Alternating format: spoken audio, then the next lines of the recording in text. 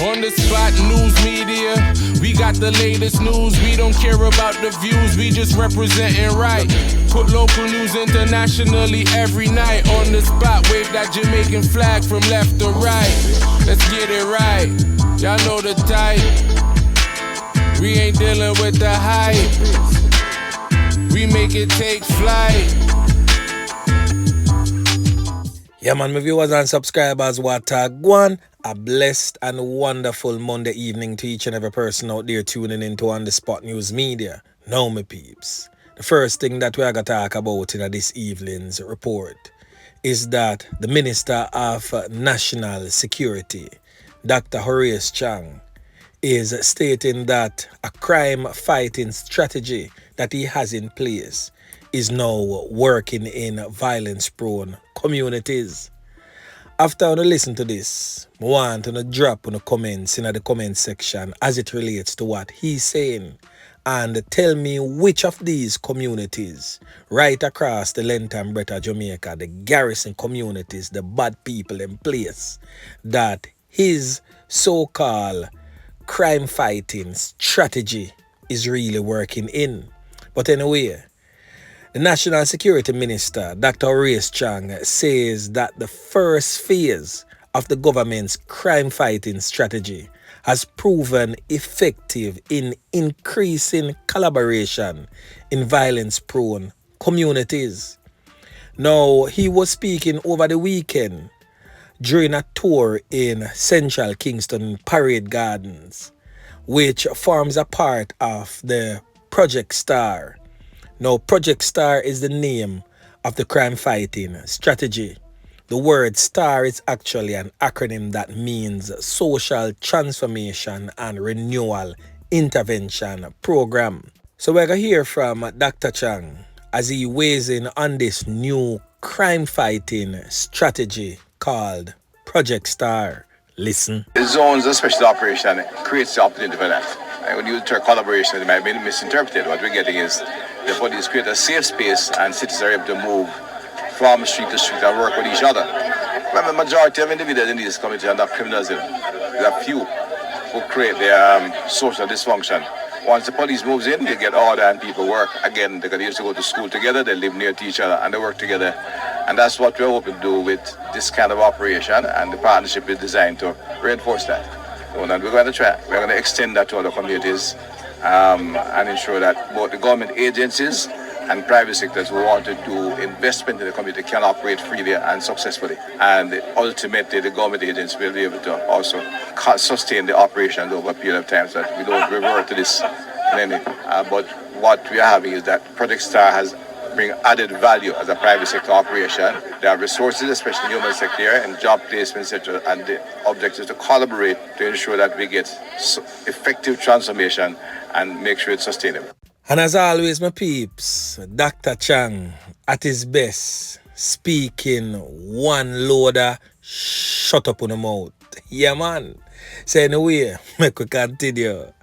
So we're going to head on over there in the St. Catherine South Police Division. The community of Central Village has been rocked again by yet another police fatal knockings and clappings. Yeah, man. Well done, Officer Yeman Pick and team. So the man who was fatally taken out in an alleged police confrontation on Saturday night in Big Lane, Central Village in the St. Catherine South Police Division has been positively identified by the police. This man presently on your screen is the man of the moment. Yeah, man. He has since been identified as 20-year-old laborer Shaquil Smith, otherwise called DJ or Shadow. He is said to be of a board jungle address in Central Village. Now, it is reported that sometime about 10:20 p.m., a police team was on patrol in Big Lane when upon reaching the intersection of Tate Drive and Central Road in the community, the man known as Smith was seen and he reportedly ran.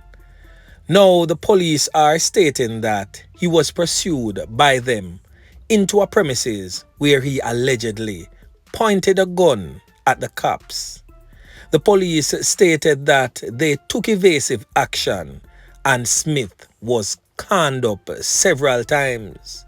So according to the police, this Ruger 9mm pistol loaded with a magazine containing 6 live 9mm rounds and another magazine containing 15 rounds was retrieved from his body. He later succumbed to injuries at the Spanish Town Hospital. Now, my peeps, the people in a central village I say something similarly different. What they are saying that the man known as Shaquil Smith, aka DJ or Shadow, was an innocent man.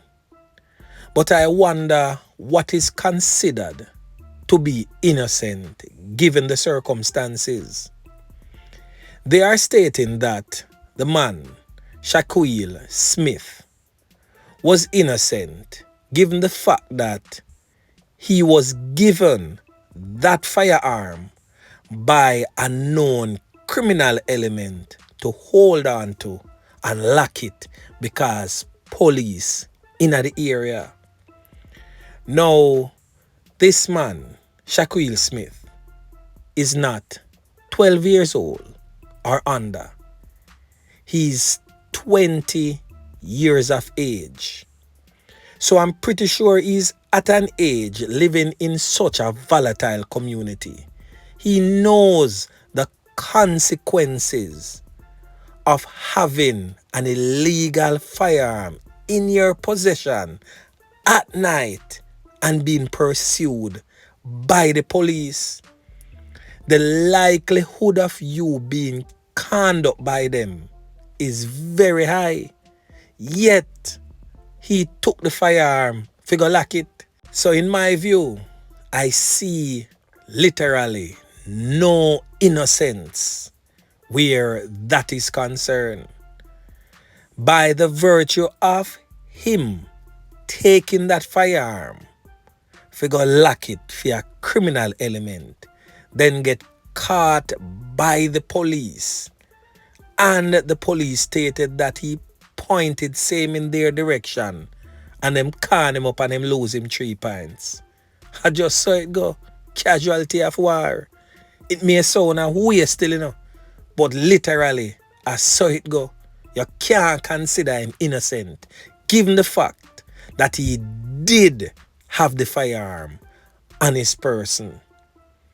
Now the police them never say it was a shootout. Note, the police them say him just point it in a them direction and them in return can him up. And if that is really the case, the police them don't do not a goddamn thing wrong. Cause if a man point in a my direction, me nah wait till him squeeze, alone can to him skin. I just saw the thing said. So this should be a warning to the so-called innocent men out there. Don't take no gun go lock for nobody. Yeah man, make a man go lock him strap himself. Cause see it now, I hear people them. I figure bury you. But anyway, make we continue. Now still in the St. Catherine South Police Division, but this time over there in Old Harbour. Now on Friday, I made mention briefly about a police fatal knockings and clappings that took place in that particular policing space, where an unidentified man was taken out by the cops. A female was also said to be injured in that brazen confrontation. Well, the police have positively identified that man, and he is also suspected to be a contract Knockist and Clappist, believed to be associated with the Notorious one other gang from out of Spanish Town. So he was conned up Take note by the cops, shut eye countryland settings during a confrontation with the police along the Salt Pond main road in Old Harbour, St. Catherine on Friday. Now the man in question has positively been identified as Lushane Barnes, otherwise known as Ragface. Now Lushane Barnes was linked to multiple knockings and clappings that has resulted in the loss of life of many, both in and out of the parish of St. Catherine. So the police report is stating that sometime around 1:30 p.m. on Friday, the lawmen assigned to the specialized operations attempted to stop a heavily tinted grey Toyota Belter motor car on Salt Pond Main Road. The police stated that the driver of the vehicle opened fire at the lawmen and a gunfight ensued. The driver reportedly fled the vehicle and continued to trade bullets with the police. He reportedly collapsed on an embankment after being conned up multiple times. The police stated that a .45 American tactical Titan handgun and 2 rounds of ammunition were reportedly taken from him. A woman that was in his company was found in the vehicle suffering from what appears to be some corner wounds to the upper body and left shoulder. The police stated that a search of the vehicle uncovered an additional 120 rounds of ammunition. Yeah, man. So another job well done again by the squad of them. Now on the spot news media I gotta do some checks, do some diggings to figure out who is this notorious Ragface and bring it to you in subsequent newscasts. Now over there in the parish of St. James, some surge operations have been going on in that particular policing space.